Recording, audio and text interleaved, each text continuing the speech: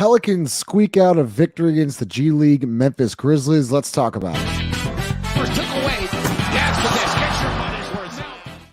Before we get in the show, make sure you smash that like button. Happy Lundy Gras. Presented to you by the Birdsall Law from the official injury lawyers of Pro Pel Stock, located 19 Poydras Street by the Superdome. Give them a call at 504-523-5413. If you or someone you know has been involved in an accident, the Birdsall Law from the official injury lawyers of Pro Pel Stock got 5 and Lido tonight. 5. Let's just start off with Herb Jones. It's time because look, there was a lot of bad there in the second half. We're gonna get to it. We're gonna talk about the Dyson Daniels injury. But Jared, first off, Herb Jones having a career year, shooting the ball from deep. There's so many things to talk about him, but like one, he's a shooter now. In the game plan, like guys, like teams and coaching staffs have to be like, we can't leave him just to shoot because he's now shooting 40% and he's been doing it for a while now. And then 2, he needs to be on an all NBA defensive team. I'm sick and tired of that narrative. Go ahead. I think he wrapped that up against what was it, the Clippers, if I'm not mistaken. Yeah, that was Rap City. That was a play tonight that stood out to me. But it didn't even garner a stat. It probably was just a deflection for her. That shit is ridiculous. There's the Memphis Grizzlies are they're swinging the ball in rotation. They're in rotation. They have the Pelicans in rotation, and they swing it from one side of the court to the other, but baseline. And somehow, some way, Herb Jones comes from the opposite side. Brandon Ingram is standing 2 feet away from the intended offensive player, and Herb gets a deflection. How the fuck does he do that? Like that is ridiculous, bro. Like I know, people be like, you're going too far. I'm not. Like, how do you even see that? Like, that's ridiculous, bro.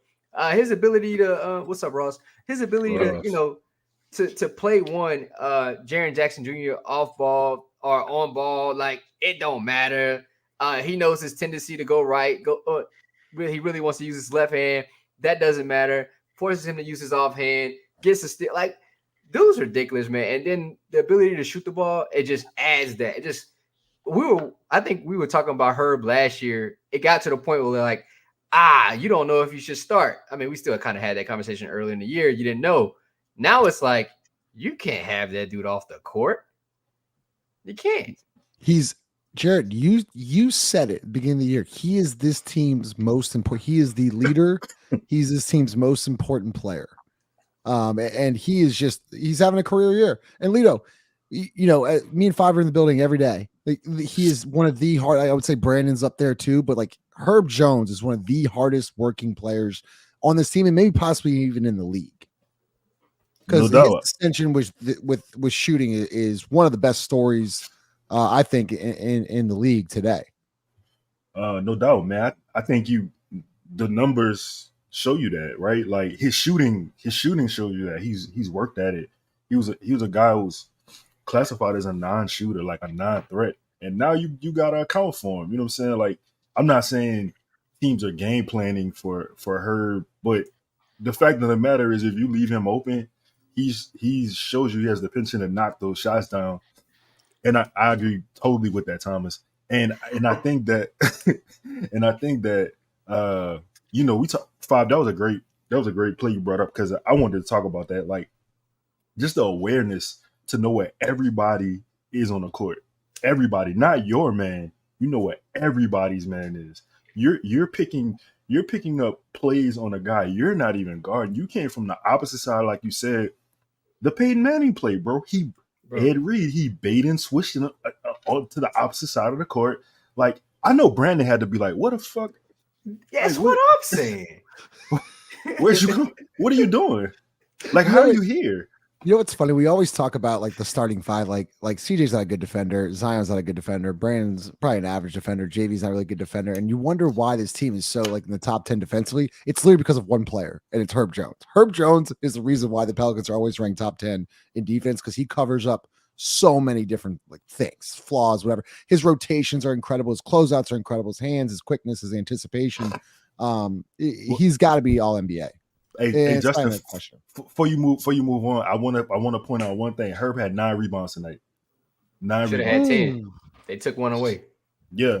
They did take one. Okay. They took one away. Okay. We've been harping on the rebounds. You know what I'm saying? Like Herb's on the perimeter, he's guarding the best guys. He can't get the rebounds.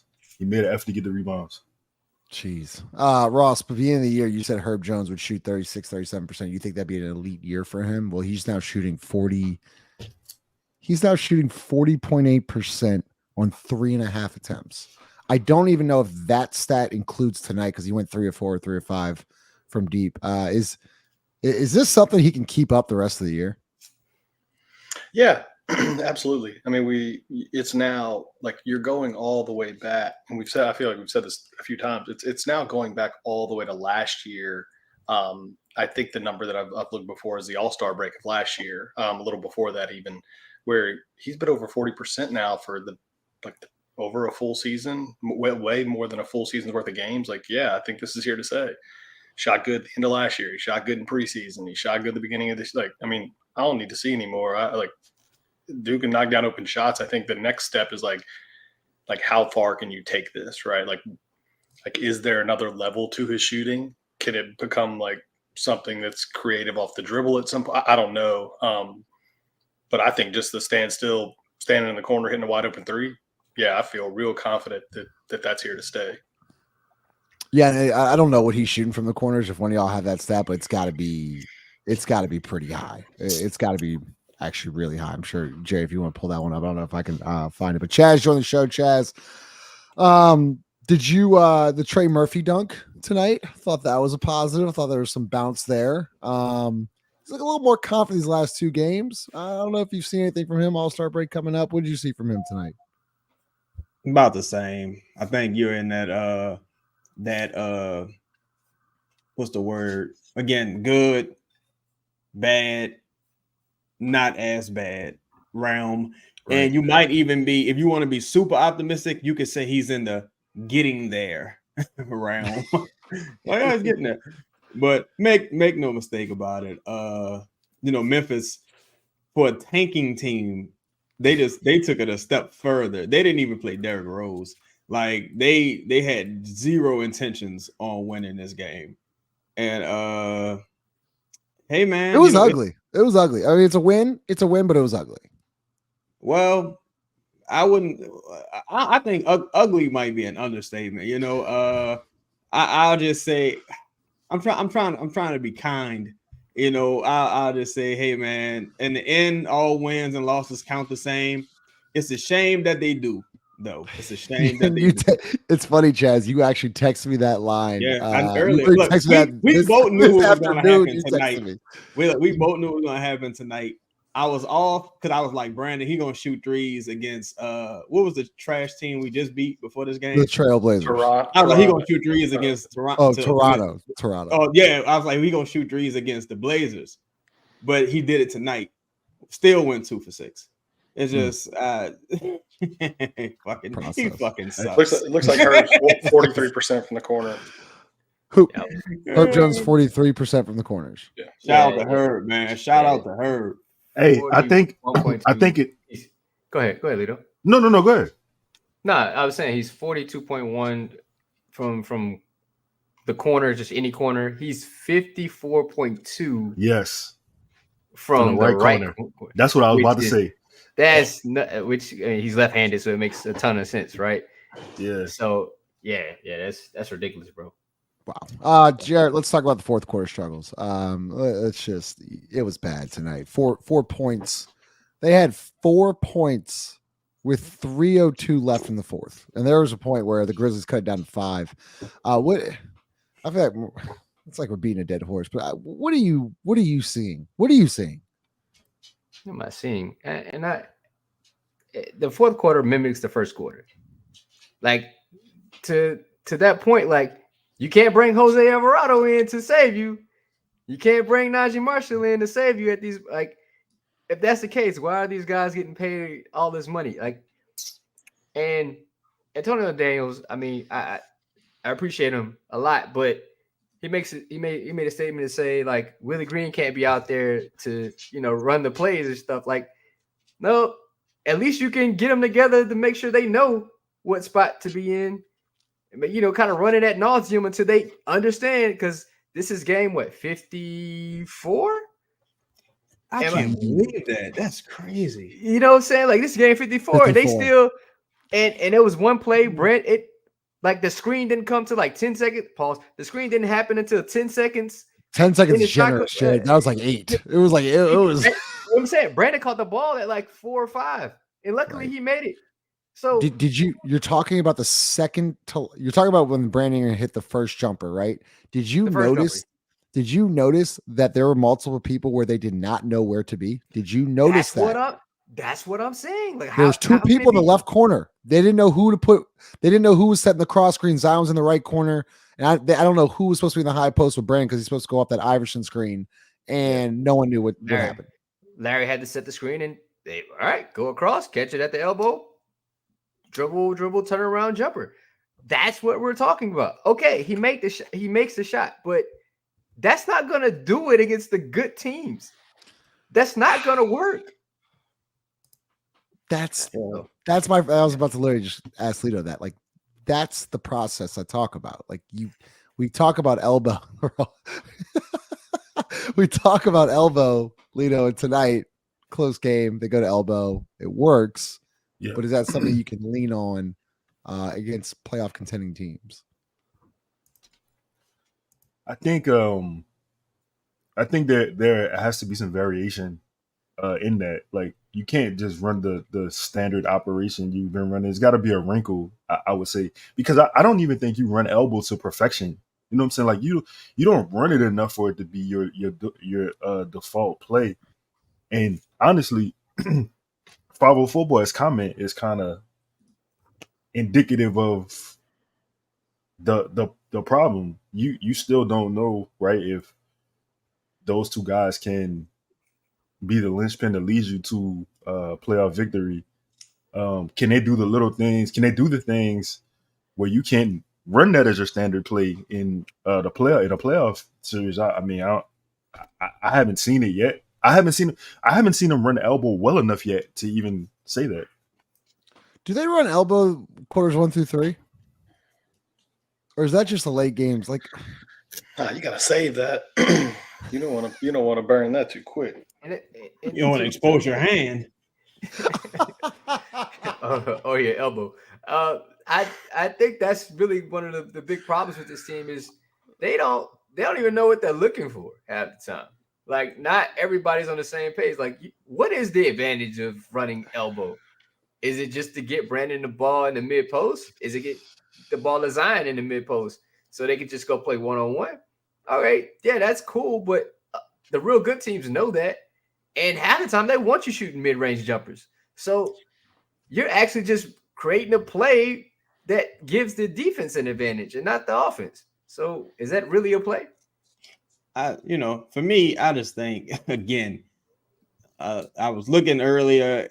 Zion had 5 rebounds and 4 assists in the first half. He ended the game with 5 rebounds and 4 assists. And I'm one of them people, man, who just, I don't know how you guys expect these guys to score when the other team's playing defense. I just don't, like, bro, I looked at this and I was like, this is probably never going to happen again, right? I looked at the other night.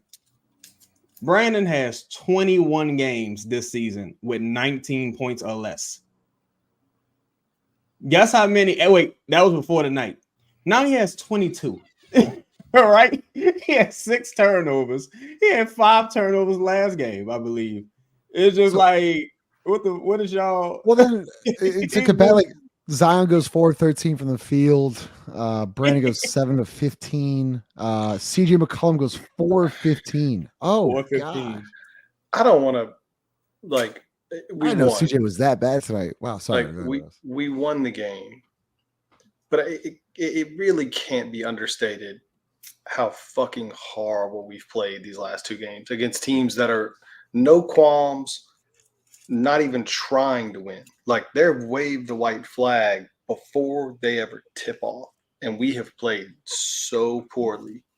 And I'm not talking about the final score. I'm not talking about, like, we have just played so poorly, lifeless, unprepared, making these games come down to the wire. Like, man, you've basically played 2 back-to-back G League teams and had to scratch out wins, scratch and claw. Can I ask you a question, Ross? have you seen like any positive trends? Like any? No, I don't. I think Yeah. no. There's a longer answer to that, and people are going to say, I would say well, Herb Jones if I'm gonna. you just I beat would the say Herb Clippers. Jones.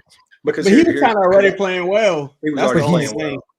But He's he's played been- well the whole okay. year. Yeah, he's kind of just been. But no, it's fair. I mean, that's a fair point, Justin. The other lone bright spot tonight was Larry. I thought he played great. Mhm. The problem with that is you had to play Larry. You had to like empty Larry's gas tank 30 minutes Good at stuff. Memphis. Like you talk about a trend that you don't want. That's the trend that you don't want, right? Like these are just not games where you should be having to burn this much fuel, man. Like the team is trying to lose on purpose. Like there's no other way to say it. You're at that point of the NBA season where you are playing teams that are going to be like make every attempt to lose on purpose, and you're playing a dude with, limited. You only got so much that you're going to get from Larry. JV coming off of an ankle thing, like whatever the brute, like. There's a lot of bad signs, and I'm nervous about what the next month looks like. Go ahead, Jarrett. I was going to ask you a question. This should have been an EJ Liddell, Jeremiah Robinson Earl game. And a Jordan Hawkins game. Hold game. on. It should have been a Jordan Hawkins game. I mean, does he plays for the Pelicans? Oh, no, he does. Sure? He does. Sure? We'll get to that one. Oh, who are you talking about? That one. Oh, Jordan Hawkins. Never heard of him. Our lottery pick from this year. You haven't heard of him. Dang. He's dropped 2 30-point games this year. No. Dang, for real. But he's a liability defensively, Lido. Okay, he's a liability defensively. He can't play. So I'm sorry, Jared. I didn't mean to cut you off. My bad. That's cool. I just didn't know that guy. 30 points, 2 30-point games this season for this team. Yeah, and he can shoot. Oh man, yeah, he can shoot. He also is one of the best rebounders on the team too. But sorry, once again, liability defensively. My bad. Defense. Largest lead again, Lido, 25 points. It got down to 5. Why? Why is this a thing? And I know y'all aren't going to have, I'm really interested to hear y'all's thoughts. I know you're not going to have a concrete answer, but why is it a thing? Is it a coaches or a players thing? Both. Go ahead. Both. I'll tell you now. Why you made that face though? Because you don't agree? No, the problem is I do. But eventually sooner or later players trump coaches. It just is what it is. Like that's just the truth. Players win games. So if you fourth quarter execution, clutch time points, clutch time minutes, excuse me. You call a set, right? Or you bring forth a variation of offense you want to be run, and it either gets run to perfection or does not get run. Who's it on? I'm asking you as a coach. Yeah, so I don't think the staff or Willie Green, whoever is in crunch time minutes, put the players in the right positions to succeed. As I've talked about this with Jared. I keep saying, look, Zion had a shitty night tonight. He was awful. And Brandon did close out the game. It's basic to me. I would just involve Brandon and Zion in the same fucking action for 5 straight minutes. This isn't rocket science, but literally putting Zion Williamson in the right corner and just tell him to stand does absolutely nothing. And that's the problem I have with Elbow. It worked tonight, but will it work in a 7-game series? Will it work in a pressure situation where you're on the road in Denver or in Dallas and you really need, and like there's some really good talent on the floor. Tonight you're playing a G League team. Of course it better work. But like that's my problem. See, I wanted to add, Lito, I think you said players and coaches. If it was one game, if it were one game, I would be like, yeah, I could see it being on the players because you just fuck some shit up. But we're at game 54, and folks don't know what area to be in. They don't know who to screen or who to screen for. They're literally, and Justin, we've talked about this before. CJ McCollum talked about how there was a play, I think it was back at home, and I asked CJ about it. He was like, it was just eye contact. Yeah, the flare screen. He was like, hey, yeah, it was just eye contact. We didn't talk about it or anything. There was no signal or nothing like that. No, we just made eye contact. Half the time in closing minutes, there's just no verbal communication at all. It's just like reading and reacting. That does Bro, not go back happen. to that last possession we talked about tonight, Jared. No one knew where to be in spots besides Brandon and Zion because Brandon was at the left elbow and Zion was in the right corner. Ross, so go ahead and then I'll hear Chaz's thoughts. It's crazy to me that somebody could have the opinion that you just had of that previous comment that we're overanalyzing. How on earth can you watch that game and not feel compelled to overanalyze the living shit out of it? Like, how? Like, I'm like, you just want to put your head in the sand and just say like, well, a win. That's 1 of 82. Chalk it up. Put it in the win column. Like, if that's all you're playing for, cool, man. Like we've said this, we've been saying this all year. Like, you almost gotta fuck it up so royally not to win 45, 46, 47 games. Like these teams are giving you wins. They're giving them to you. Of course, when you play this bad against a team that's literally trying to lose on purpose, hell yeah, we're going to overanalyze it because we played like dog shit. And newsflash, we play like dog shit a lot. We do. We play like dog shit a lot. And that's why you're sitting here and you're going to end up scrapping it out for the damn play-in game when you really shouldn't. Like, They're the 5 seed right now, Ross. Yeah, Dallas is whipping somebody else's ass again tonight. Chaz, another not a blown lead, but what are you seeing there with like when they get up big? I mean, I think they've been up 22. How many double-digit blown leads? I think it's like at least up north of 17. It's a lot. It's a lot, but players or coaches or both? I think it's both. Just because I don't think our players are very good. Like I don't think, I think this is you have some teams that are top heavy. I think this is like a medium heavy like team. I think more often than not, you'll play a lot of teams that just to Ross's point, like Derrick Rose didn't even play. So they're not even just resting their top like 6 players. They're going to like player 8, player 7, like player 8, player 9, player. They're like anybody who can play at a like high professional level, just don't worry about it tonight. I don't know how Jaren Jackson Jr. played. Like he must got some kind of unlikely incentive in his contract or something weird going on the way he has to play. But I don't want to interject. Chaz makes a good point, and I said this indirectly. Like, I think I watch as much NBA, non-Pelicans NBA, as like anybody I know. This is 2 teams in a row that have like played guys legitimate minutes that I don't know who they are. I ain't never heard of them. Yo, period. Point blank. Period. Never heard of them. Name Watanabe. I'm like, Watanabe. Watanabe. I know who that is. It was like, I know who he is. 5 minutes. I know who he is.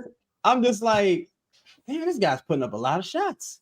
Like, who the fuck is this guy? Like, it was just weird. It's just like, it's just a bizarre thing happening. Like, it's funny because you look at it, you like you take what Bob Myers said, right? And think about how insulted the Knicks should feel. Because if Bob Myers said the Pelicans are the Knicks of the West, that's a compliment. Mm-hmm. He said the Knicks are the Pelicans of the East. That's incredibly insulting. Like, what the fuck? Like, it's just Knicks won a playoff series last year. The Knicks are just made some good. Like, the Knicks got 2 All-Stars on their team. It is insulting for the Knicks. It's very insulting. And it's like, the timing of everything seems so strange, right? You're begging for more. What up, Joe? Going to the Super Bowl. Joe funny, dog. We begging for more. Between Joe and Chug. Sorry, Chaz. Hilarious. And David, and Donald. I'm sure I missed a lot. Go ahead. Donald. It's like we begging for more Hawkins minutes. Dyson goes down, but we immediately know that doesn't mean an opportunity for Hawkins. Like, we immediately know this, right? Griff comes out, says he doesn't want to make a trade. Trey's just looking for a new job. He's a fucking bum. Trajan, if you listening, you are a fucking bum. Like, I don't know. I like Trajan, dog. The reason why I think he's been bad. The reason why I say a bum is because like when people talk about cops, and then you have people say, well, all cops aren't bad, right? And it's like, yeah, but if you're a cop, a good cop, and you're next to a bad cop, and you watch him beat the shit out of somebody, then you're a bad cop too. So, Trajan, since I don't know what you do, I have no idea what your function is. You one of them bad cops. You need to get the fuck out of here. And you clearly keep failing your interviews. This is your third interview. No one's hired you yet. I'm tired of it. Get the fuck out of here. Look, hey, this is a good question, Jazz. This is a good question. Y'all think Trajan wants to go because of Griff? Yeah, I think it's a little bit of the Eric Bieniemy, Andy Reid kind of thing, to be honest with you. Like, not to say that Griff is as successful as Andy Reid, but he's so overbearing that people don't know if Trajan actually can do the job because it's always Griff in front of the camera speaking, talking, or doing something. Like, it's never just the GM, which most GMs actually do what Griff is doing. So they don't necessarily know if Trajan is the one, making things happen. Trajan's biggest, I guess, accomplishment is Spencer Dinwiddie. Right, like that's the one player that is attached to Trajan. Like Spencer wasn't even supposed to be, right? Like that was the guy, and it became something with Brooklyn, with the Nets, and hopefully, I don't know who you kind of attribute that to. With the Pelicans, is it Herb? Is it Trey Murphy? I don't know, but yeah, I hope he gets the job or whatever he wants, man. But I don't know if anybody will ever be seen because of Griff. And that's like really no shot at Griff. It's just that's just kind of the personality he is, right? Like he said he was going to loosen up the reins in media day, right? He said you'll be hearing this is Griff's word. You'll be hearing less of me and more of Trajan, right? Like news about injuries will come from Trajan. These are Griff's words, not mine. I'm just bringing them back up because this is what he said. Just things seem a little different, don't they? I think this is funny. And Chris is always here. Appreciate your comments. But it's like we talked about the good and Herb Jones. Like we talked about Brandon Closer, but they're like guys. It's you guys. We're talking about the game we just watched. There's no way you just watched that fourth quarter and was like, "Yep, this is exactly the process I want." Yes, they can pull good out of this for one reason because their ideas are different than ours. What do we expect from this team? We would like to see a winner. We want to see a championship. They just want to see a team that can be somewhat exciting, maybe make it to the playoffs and say, gosh darn it, they made it. But they came up a little short. Try again next year. But I'm here to tell you, if it happens, next year will never happen for this team. If this team gets to the playoff and loses, I don't know if they'll get there again because they're not a consistent winner at this point. Yeah. It's weird, bro. Lakers got like 10 championships. They got a championship in this decade. Like what the fuck? Lito, why does everyone give Zion a pat or give Zion passes so much? Who is everyone? Who put a bullet on that? Put a bullet on that question because I don't know what you're talking about because we started the podcast off tonight by saying Zion was terrible. I'm not sure how you got Zion was good out of Zion was terrible. I'm not. One more time, just for clarity, Zion was terrible. So, I'm not sure where he got a pass in that. I mean, bro, I've made videos critiquing his rebounding, criticizing him not giving effort. I've made content about him arguing with referees and not getting back down the court.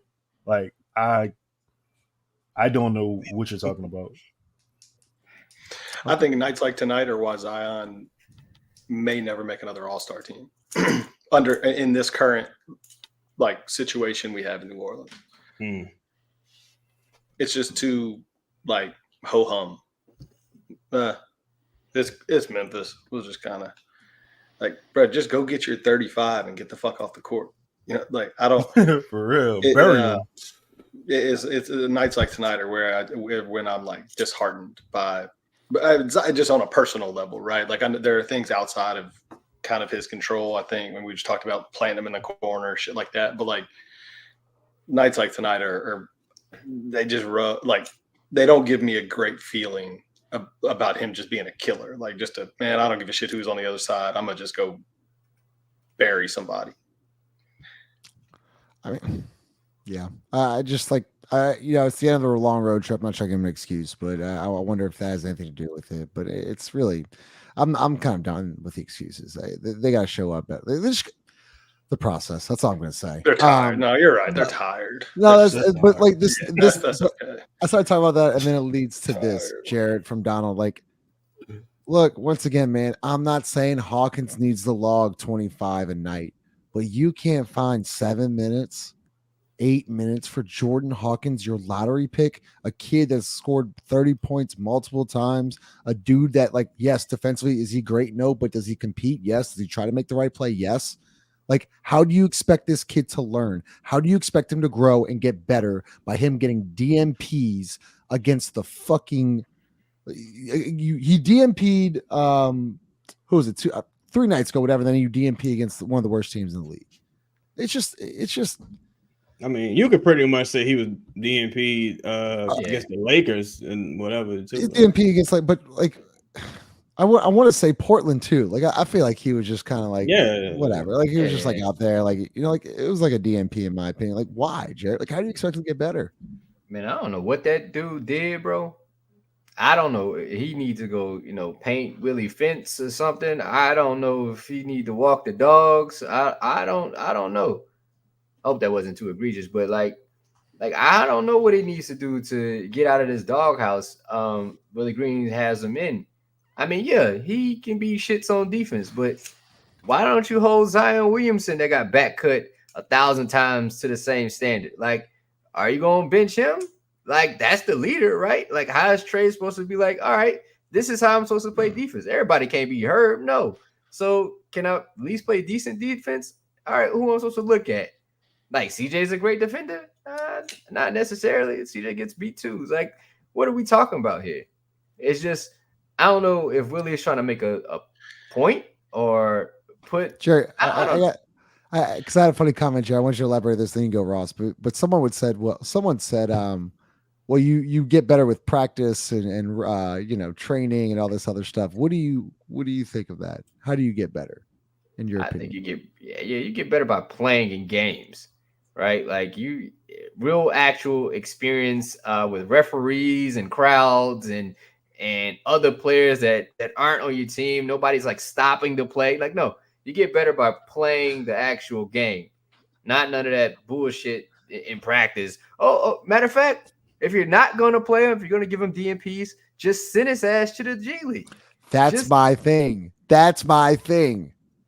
I don't one of y'all, Ross or Lito or Ross that's what we're talking about, the actual basketball part of it. And for me, it's I care that Hawkins isn't playing, but I only care under the guise of you're refusing to trade future picks. You're not playing the dude that's already proven that he's a legitimate NBA, like on any given night can get 30, can shoot you into a game, can take a lead to 50, a 5-point lead to 50. A guy that's already proven that. You won't play him. But then you also won't get rid of these future things. That's where this team does shit that doesn't make any sense, right? That's working. Like, you have two things going in opposite directions. You got a coach that won't play a rookie, because this, that, and the other, but this guy's already proven legitimate NBA skills. That's cool. You don't want to play that dude? Fine. You have a certain type of player that you want? Cool. But then get rid of those other picks to go get more guys that you like that can help the team win today, if you don't think Jordan Hawkins can do that. But we're not doing anything. Not playing the guy you got, and you're not doing anything to get better. Like, what are we doing then? We just hanging out? Like, what are we? I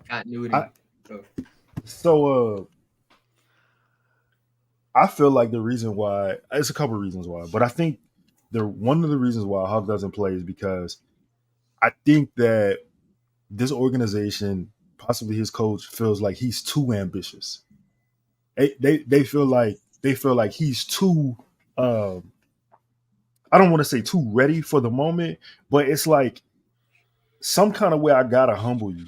I don't know why that is, but I gotta bring you back down to the reality of the situation. You know, you're a rookie. You play when I say you play. This dude, besides CJ and probably Jonas is probably one of the most prepared people on the team. And you see that on a night-to-night basis whenever he does get minutes. Whenever you give him minutes, it could be 10 games in between. He's ready. He's a professional. You know what I'm saying? Like, we talk about the difference between Trey and Hawkins, and it's not just in shooting style. Like, Jordan Hawkins in high school was knowing he was going to get to the league. You know what I'm saying? Like, this is not new for him.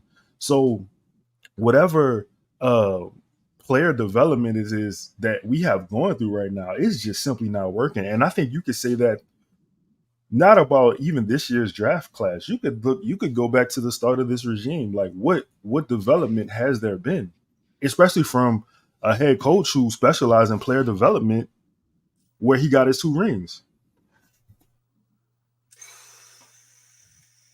Chaz, you want to So Flex drop a bomb on it. Yeah, My bad. I think Willie sucks. I think David Griffin sucks. And truthfully, I think I'm not gonna go that far because then I had to. Never mind. But anyway, 5. You know where I was going. I was about to take it there, but I was like, let me be cool. But let me be cool. But truthfully, I think there's this mixed messaging from the front office on down. We've seen this for years and years at this point, from whatever Swin does to whatever Trajan does to whatever Griff really does. It's mixed messaging. Only thing that Swin and Trajan know is that they work for Griff. That's the only thing they really seem to know. So do you think Griff is making all the moves then, Chaz? Do you think that? Yeah, I think Griff. I'm sorry, I think Trajan and Swin are certain public relation hires. I don't really think they have any function whatsoever. I think they're the people who just show up at the. So you don't think they have any say on draft or trades? No, or anything? I don't think they do anything. I think they're the people who show up at Shriner's house and hand out the teddy bears. I think that's all they do. And they for photo ops. I mean, they probably like, yo, where's the marker so I can write this guy's name? Oh, here you go, Griff. Like, they probably do like the grunt work, but I'm sure Griff probably has that. He probably has his own little small circle of people who actually does stuff like that. And maybe they report to Trajan, who gives him the message. I don't think he's like some, consigliere like to Griff. I think he's kind of just a guy in the organization. Same thing with Swin. And like Swin seems to be a big fan of Hawkins, but you see how far that's getting Hawkins. Trajan is a big fan of Dyson, and you see how. But that was weird. Why are you here though? Like you just like a bitch with nowhere to go, PJ. You just a bitch with nowhere to go. I cry on a river, like you could cheat on a chick like you, PJ, all day long. You know why? Because you ain't got nowhere to go, bitch. You ain't got nowhere to go. You That's gonna a great. You gonna come home to daddy. You gonna come home to daddy, bitch. You gonna come home to daddy. 5, go ahead. Come home to daddy. You ain't got a pot to piss in. 5, go ahead. Go ahead. No, because Ross says something crazy, like maybe like a pod ago, and I thought that was wild when I heard it. It was true, bro. It was true. What he say? I don't remember what he said. No, what you said? You can cheat on that dude.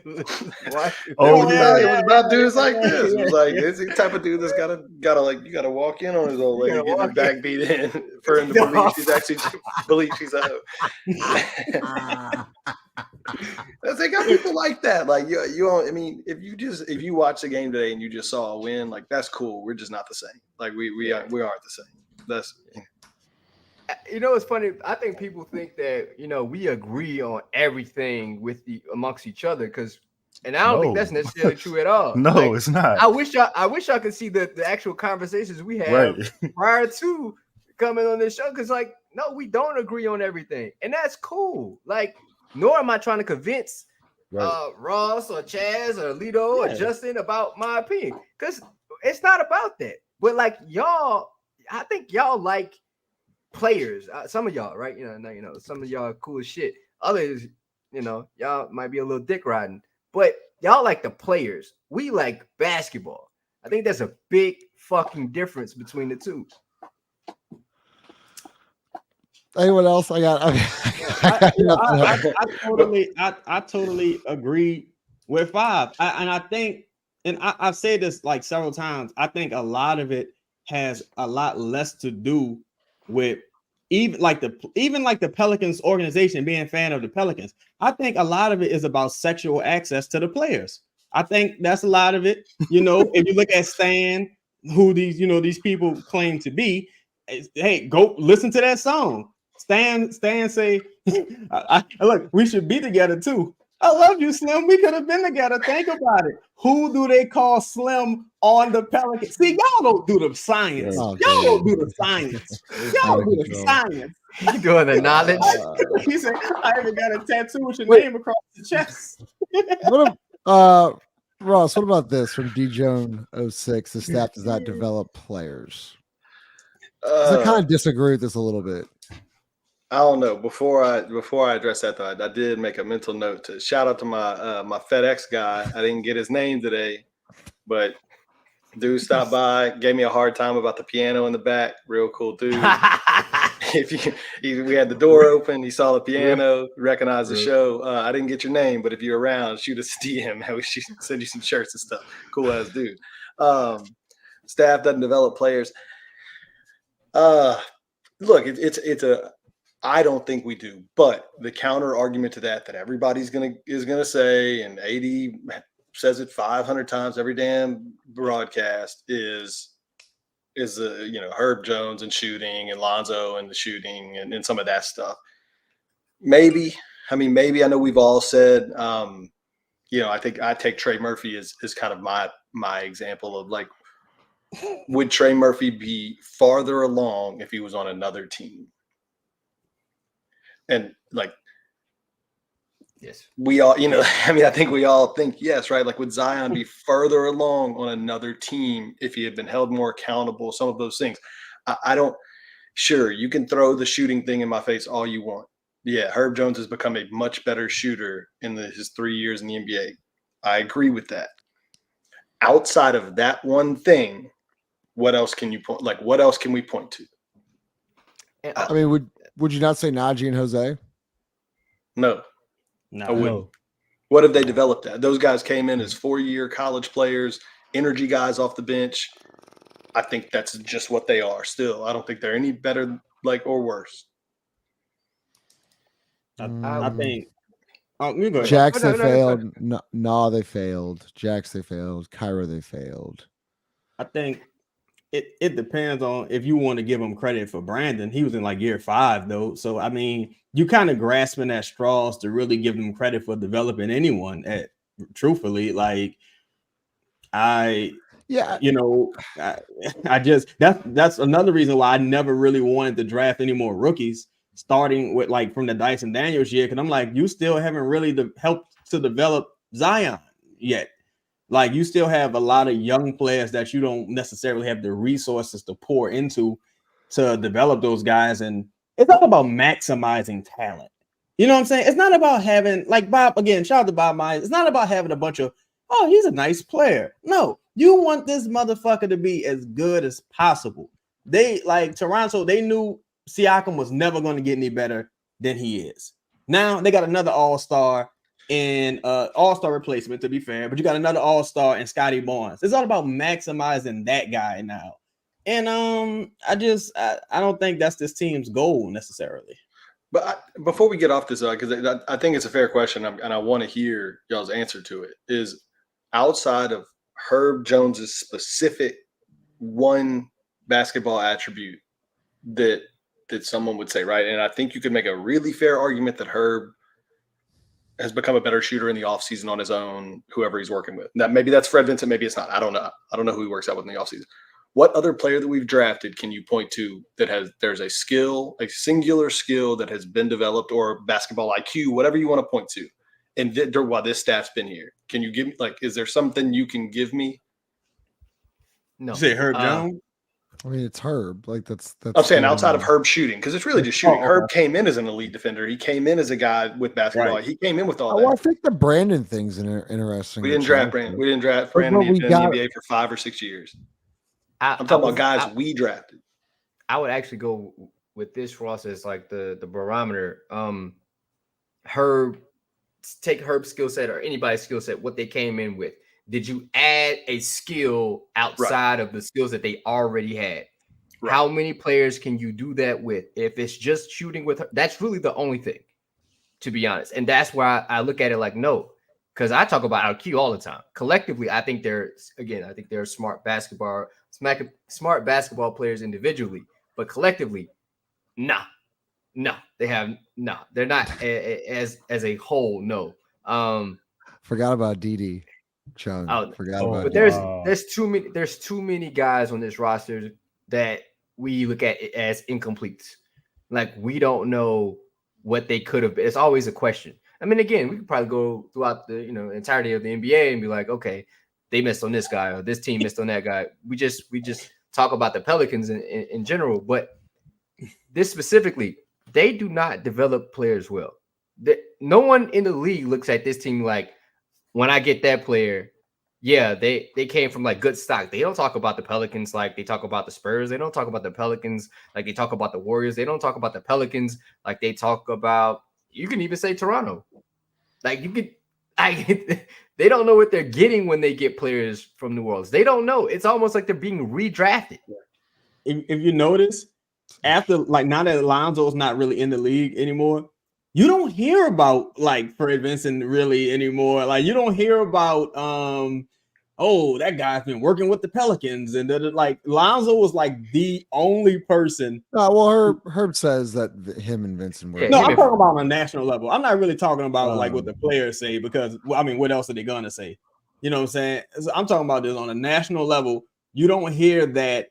Oh, this guy's worked wonders for this Pelican, or he came into the league as a really raw prospect and he's really rounded it out. Like, it's just you just don't hear that for this team, and you haven't heard it through this team's entire tenure. I think Dale Demps was better than Trajan and Griff by far. He had a plan. The plan didn't work out, but he had a plan. And I think he's better than them. Yeah, he just didn't believe in draft picks. And he just went young veterans. Like the draft. I mean, the draft is hard, as Ross, you said a bunch of times. Like, teams miss. Why do some teams seem to draft well then? Like, give me an example. I would be curious who you're talking. Yeah, who are you talking about? OKC. I think Memphis drafts really well. Oh, Memphis too. Yeah, I think. But that. Go ahead. No, I was going to say like. No, I think they all have an identity first. Like they have an identity already with their coaching staff. So it's easy to identify what a team needs because they already have an identity. You can just fill holes. The Pelicans just have holes. Like you don't know. You're just adding players to something and you're hoping it works when they can just identify what they actually need in the draft and just develop it because it's just easier that way. Sure. Anthony Davis. Did we develop Anthony Davis? I don't think so. It wasn't his staff. I'm not like that's fine. It's a totally none of the same personnel.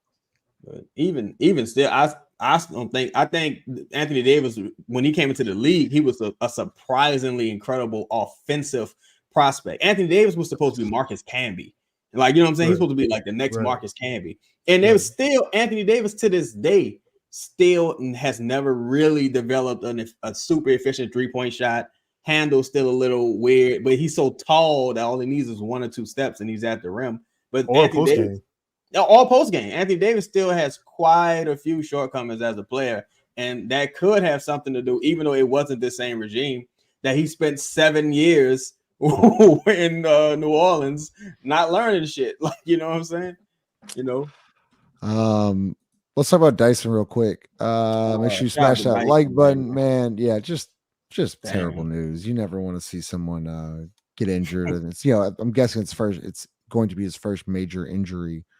5, defensively he was special. He's special. He's one of the best defenders in the league. But I thought over the last couple games he showed some offensive promise. I'm not saying he would have turned it around or became this offensive threat, but I saw a little bit more.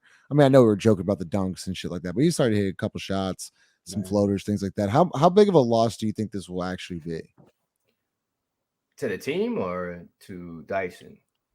To the team. I mean, Dice will bounce back. I'm not worried about that. I think we already, not necessarily. I don't think it's like detrimental to the team. To be honest with you, I've said this before. I don't think Dyson's addition was like adding to wins, or was it like adding to losses? Right? You already had like a log jam at that position anyway. This probably just kind of clears up some questions that you already can answer. I mean, this allows Najee to get run. I to be honest, I think Najee's like ecstatic about this right now. I mean, hopefully, you know, there's he's a not like tonight. Yeah, you know what I'm saying? Just not like from a standpoint of like, oh my God, this guy got hurt. Like, now I get more playing time. Like, no, he gets more playing time. I think he's going to take advantage of it. And then he goes to this next team and gets paid.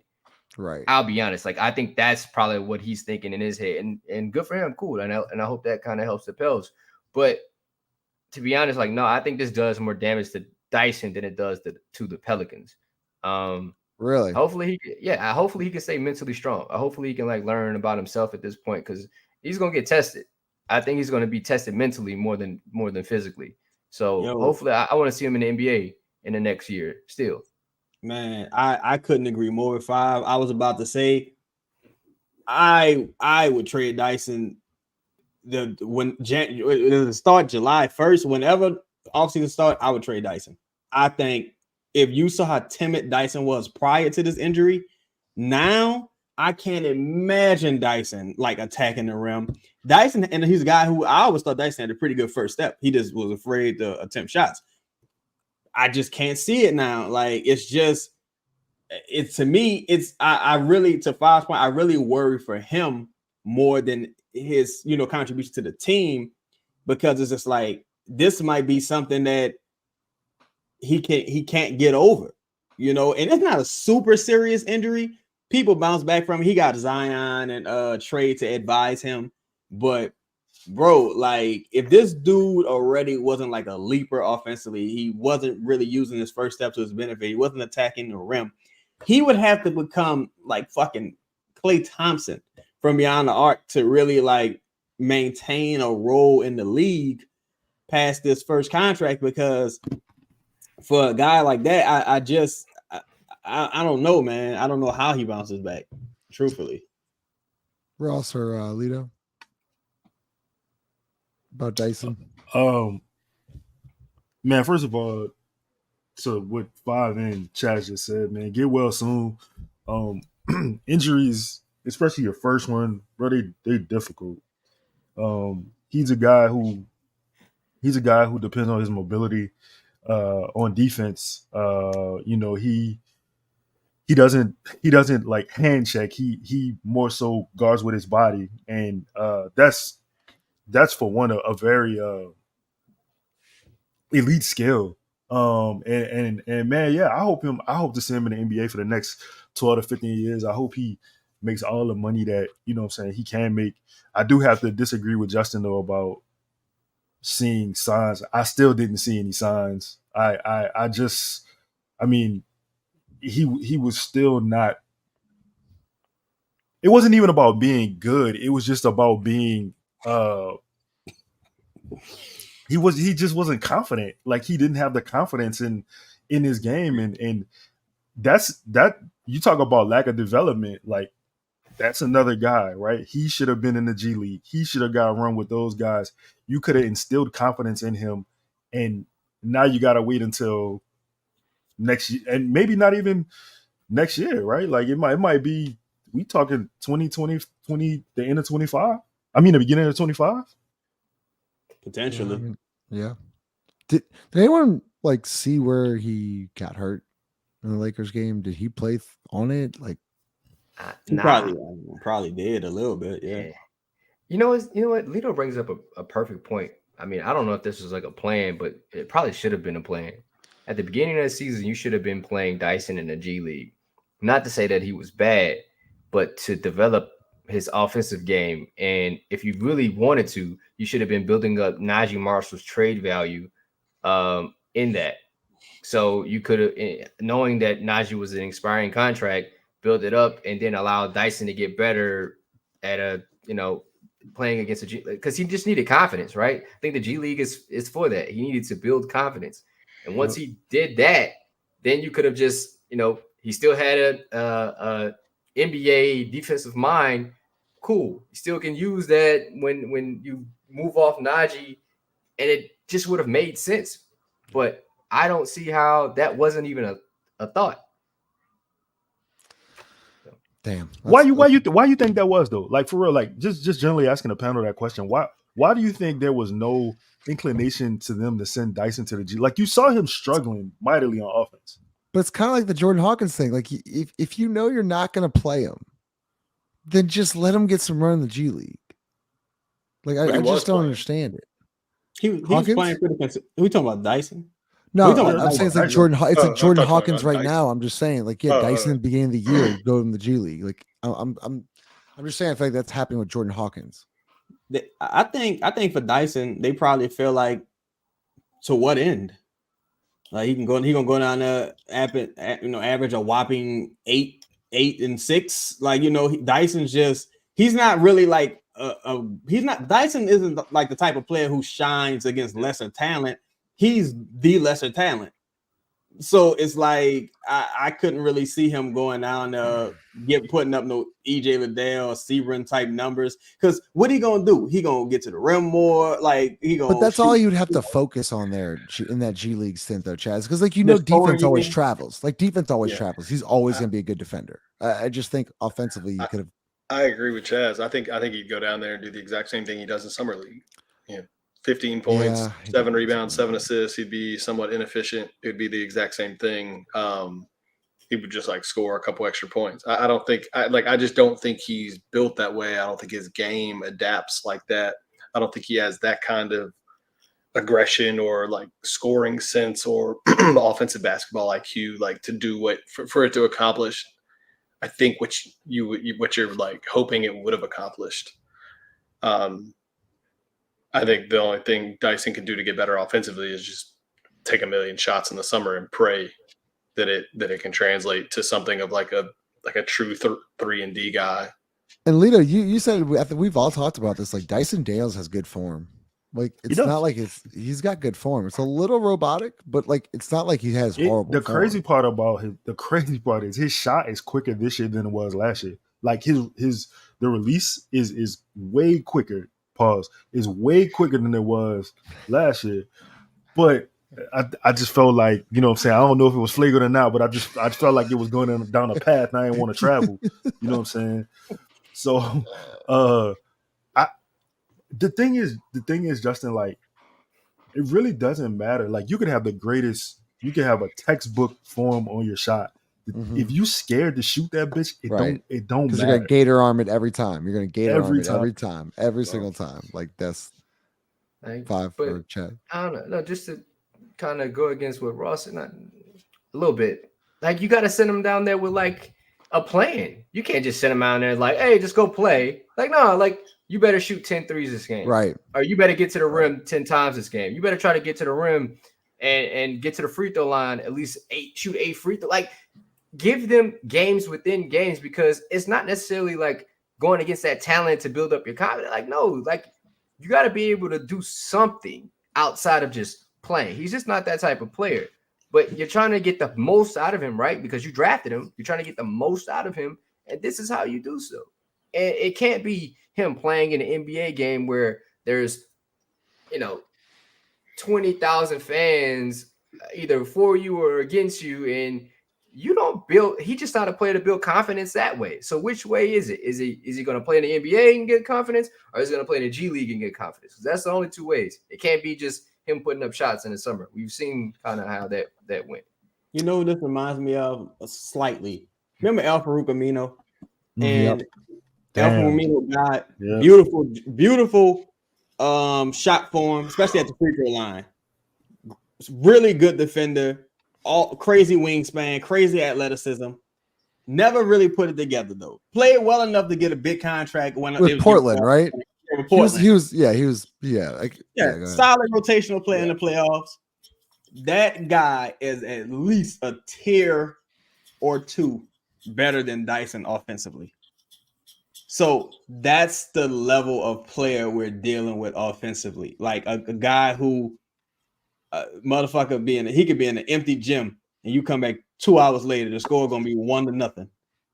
Like he's bad, bro. And it's just that's the thing. It's like if he had something else he did well, that you just like, well, at least he can rely on his jump shot. He doesn't have his quickness anymore. It's like what jump shot? I will say this though, he offensively he can get better though. Like I know he's like a 20-year-old, like he can get a lot better, and I think he will. It's just we talk about. You don't think so, Five? No. I was gonna say the reason why we talk about Dyson so much because we believe he has potential. Yeah, we believe like he has the skill set. Well, he has first step. He really does, man. He's got a nice Euro, his control. Like if he had a elite hand, man, like you just think about it. Like that's why we're so like people are like you're so like y'all don't like Dyson. It's like no, we fucking do. We see the potential. That's like what we're trying to get y'all at. Like I want this kid to be really fucking good, but like he's just not there yet. And he's 20 years old, Lito. Man, I do want to say I don't want to say that Al-Farouq Aminu was a McDonald's high school All-American. Yeah. So you know what I'm saying? Like, and Justin, go ahead, File. No, I'm about to say Jaden Ivey out here killing. But go ahead, man. Oh, don't even get. Hold on. Let me make this point. Then I want to refute. Bro. We have to speak about this. Listen, Justin, you said elite handle. He don't even need an elite handle, bro. He just got to fucking dribble competently. That's all he got to do. He just got to dribble competently. Like he has to have confidence in dribbling a basketball. I'm not looking for like when I think elite handle, I don't want him to do no CJ shit. Like I don't need snatch back crossover. Like bro, he just gotta have one solid move that he could believe in that he gonna shoot the ball. Secondly, to Fav's point, oh my God, you play this bro. Look at the similarities of the situation. You play this motherfucker Killian Hayes. So, bro, you played him into the ground and had Jaden Ivey sitting on a bench. And then you know what you did? You cut that motherfucker. You just cut him. You said, fuck it, get out of here. The similarities in the situation are insane. No. You know what I think about that situation? 10 minutes after that boy got released, Jaden Ivey had a post on Instagram with all the other teammates, and I'm like, yo, he was available. He was available, and the Pelicans didn't go get him. That is insane to me. It would have been perfect. Dyson would have been perfect in Detroit. He would have. He absolutely would. He would have thrived, bro. Yo, it's crazy. This reminds me so much of a situation I saw today. A young lady, her dad passed away, and I was like, "I'm so sorry to hear that." She said, "No, don't be sorry. He was on drugs." And you know, I feel that way about Dyson. You know, I don't wish injury on nobody, but Dyson fucking stinks. He stunk before he got hurt, and I can't sit here and lie like Dyson had all this untapped potential. Dyson is trash. Dyson would have went in the G League, and New Williams would have been giving Dyson 55 fucking points. Dyson stinks. You know, I hope he bounces back, man. I hope he does his thing so we can trade him. And I don't have no type of allegiance to Dyson. I'm so sorry this happened to him. I don't want nobody to get hurt. But if it had to be somebody, you know what I'm saying? I wish it wasn't a Pelican. I'll just say that. But Dyson stinks. I can't do it. Dyson. And you don't think he'll get any better? Better is so relative because better is a motherfucker going from averaging 1 point to 2 points. Like he got better. Look, I say this about Kyra. See, you thought he was getting better because he was starting. I said the exact thing I said was he couldn't read at first, right? Then he learned to spell his name. That doesn't mean he's intelligent now. See, he was starting in hell, right? He was in hell. Now he's just in the dirt. So did he improve? Yeah, it's a better situation. But he still fucking sucks. Like, he's fucking trash. Jesus Christ. Bro, what you think? You think Dyson on his way to the moon? On his way where? No, I don't. I think he's a really good defensive player. I just don't see the like, yes, Sunday he might shoot better than he shoots today. I just don't see the like offensive basketball instincts, even at a basic level, for him to like improve to a point where we would say like, oh, he's really improved. Like, it doesn't mean he can't get better. But for it to like show, you know what I'm saying? For it to show up, right? Like if somebody, to Chaz's point, right? If somebody goes from like there was a point last year where nobody was saying, oh, Herb Jones really improved his 3-point shooting, right? Because it was early in the year and he was shooting like 34%, in the year before he had shot 31 or something. Like, you have to go from where Herb was as a rookie shooting to where he is now for people to start saying, oh man, Herb really improved. Like, because it makes a difference, right? Like, you can improve, but it really doesn't make any difference. And I think Dyson's like a long way from making an improvement that affects wins.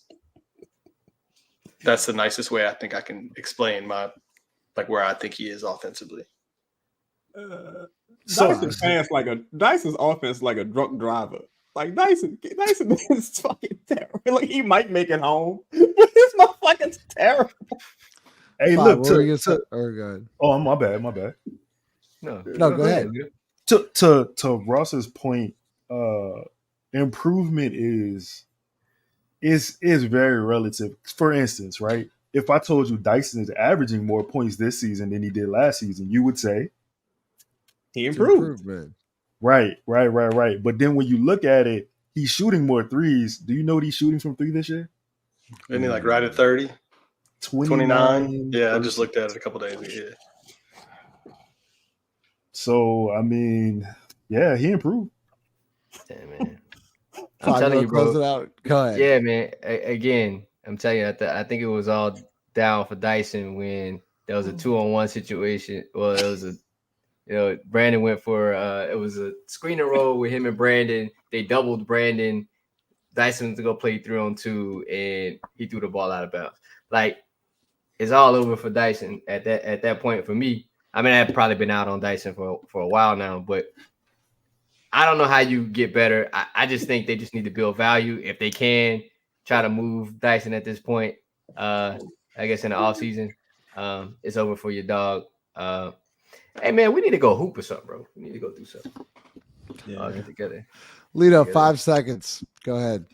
Man, listen, I don't even have nothing funny, dog. Look, I wish Dyson Daniels all the best. I want you to come back and prove, you know what I'm saying, come back healthy, first and foremost, mentally and physically, you know what I'm saying, because we know that the trauma that the injury can put, on your mental strain. Make sure your mental's right, and then get your chicken right.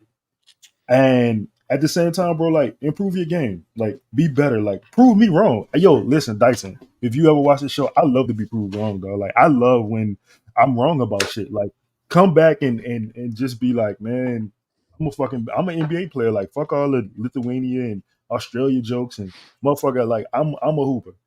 Like, I truly want you to get this bag. Maybe not from the Pelicans, but I want you to get paid. That's all I have to say. Happy Mardi Gras.